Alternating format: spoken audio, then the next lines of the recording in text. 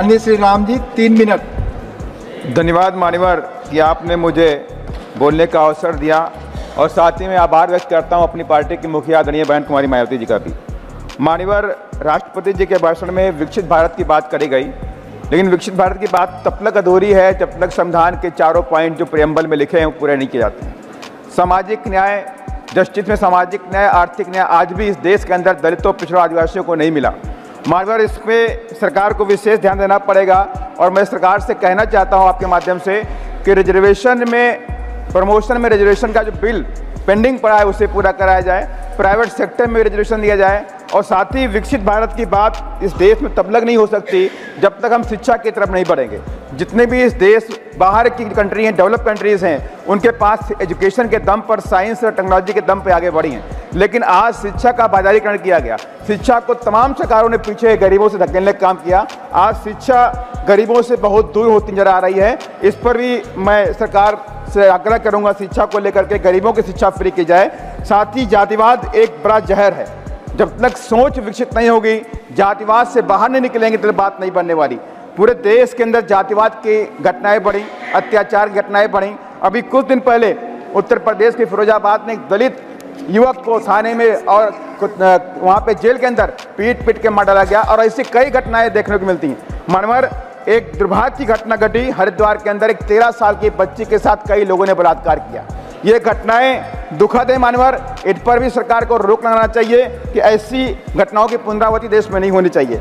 और मानवर एक बात और मैं कहना चाहता हूं कि पिछले कई सालों से इस देश के जो दलित और आदिवासी है वो सरकारी जमीनों पर मकान बना कर रहता है। उनके पास कोई कागज नहीं है, दशकों सदियों से रहते हैं, लेकिन सरकार ने पिछले कई सालों से सरकारी जमीन खाली कराने के नाम पर बुलडोजर से मकान तोड़ दिए और वो बेचारे घर बेघर हो गए। दलितों के मकान तोड़े गए, आदिवासियों के मकान तोड़े गए, मुसलमानों के मकान तोड़े गए। इस पर भी सरकार को ध्यान देना चाहिए। सरकार पूरे देश की है, जनता की है, चाहे वो दलित हो, चाहे आदिवासी हो, चाहे वो पिछड़े समाज का हो। मानवर लास्ट में कहना चाहता हूँ, किसान सम्मान निधि अच्छी बात है, लेकिन कभी आपने सोचा, किसान सम्मान निधि तो ठीक है, लेकिन कभी आपने सोचा जो कृषि में जो काम करते हैं, कृषि श्रमिक जिसे खेतिहर मजदूर कहते हैं, वो सिर्फ 2-3 महीने की इनकम पर डिपेंड करते हैं। मानवर मैं सरकार से कहना चाहता हूं आपके माध्यम से, जो खेतिहर मजदूर है, कृषि श्रमिक है, उनको भी किसान सम्मान निधि की तरह कृषि श्रमिक निधि देने का सरकार काम करे। और साथ ही मैं आपके माध्यम से कहना चाहता हूं कि SC/ST जो हैं, आर्थिक न्याय कैसे मिलेगा? SC/ST OBC के लोगों को उनके अपने पैर पे खड़ा करना पड़ेगा।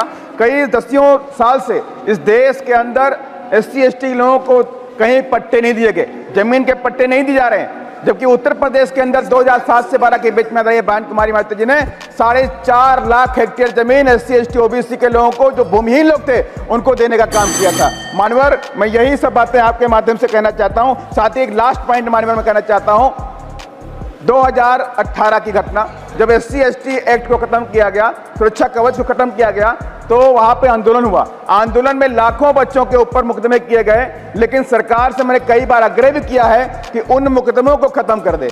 जब आपने बात को मान लिया है, SC/ST कानून को वापस भी कर दिया, तो उनके ऊपर लगे मुकदमे वापस कर दे। ये मेरी सरकार से अनुरोध है आपके माध्यम से। धन्यवाद। जय भीम, जय भारत। धन्यवाद माननीय श्री राम जी। नहीं किए जाते हैं। सामाजिक न्याय, जस्टिस में सामाजिक न्याय, आर्थिक न्याय आज भी इस देश के अंदर दलितों, पिछड़ों, आदिवासियों को नहीं मिला। मानवर इस पे सरकार को विशेष ध्यान देना पड़ेगा और मैं सरकार से कहना चाहता हूं आपके माध्यम से कि रिजर्वेशन में, प्रमोशन में रिजर्वेशन का जो बिल पेंडिंग पड़ा है उसे पूरा कराया जाए, प्राइवेट सेक्टर में रिजर्वेशन दिया जाए और साथ ही विकसित भारत की बात इस देश में तब तक नहीं हो सकती जब तक हम शिक्षा की तरफ नहीं बढ़ेंगे। जितने भी इस देश बाहर की कंट्री हैं, डेवलप कंट्रीज़ हैं, उनके पास एजुकेशन के दम पर, साइंस और टेक्नोलॉजी के दम पर आगे बढ़ी हैं, लेकिन आज शिक्षा का बाजारीकरण किया गया। शिक्षा को तमाम सरकारों ने पीछे गरीबों से धकेलने का काम किया।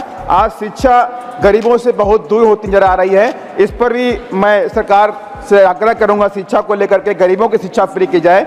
साथ ही जातिवाद एक बड़ा जहर है, जब तक सोच विकसित नहीं होगी, जातिवाद से बाहर नहीं निकलेंगे तो बात नहीं बनने वाली। पूरे देश के अंदर जातिवाद की घटनाएं बढ़ी, अत्याचार की घटनाएं बढ़ी। अभी कुछ दिन पहले उत्तर प्रदेश के फिरोजाबाद में एक दलित युवक को थाने में और वहाँ पे जेल के अंदर पीट के मार डाला गया और ऐसी कई घटनाएं देखने को मिलती हैं। मानवर एक दुर्भाग्य की घटना घटी हरिद्वार के अंदर। एक 13 साल की बच्ची के साथ कई लोगों ने बलात्कार किया। ये घटनाएं दुखद है मान्यवर, इन पर भी सरकार को रोक लगाना चाहिए कि ऐसी घटनाओं की पुनरावृत्ति देश में नहीं होनी चाहिए।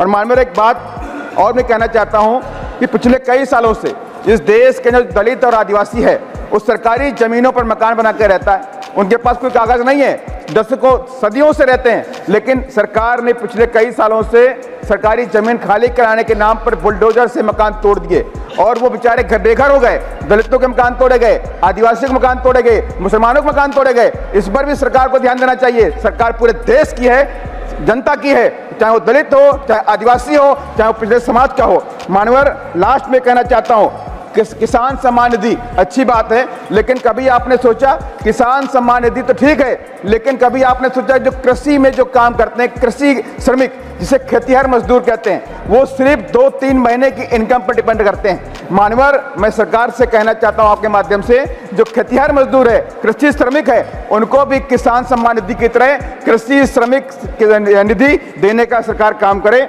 और साथ ही मैं आपके माध्यम से कहना चाहता हूं कि SC ST जो हैं आर्थिक न्याय कैसे मिलेगा। SC ST OBC के लोगों को उनके अपने पैर पे खड़ा करना पड़ेगा।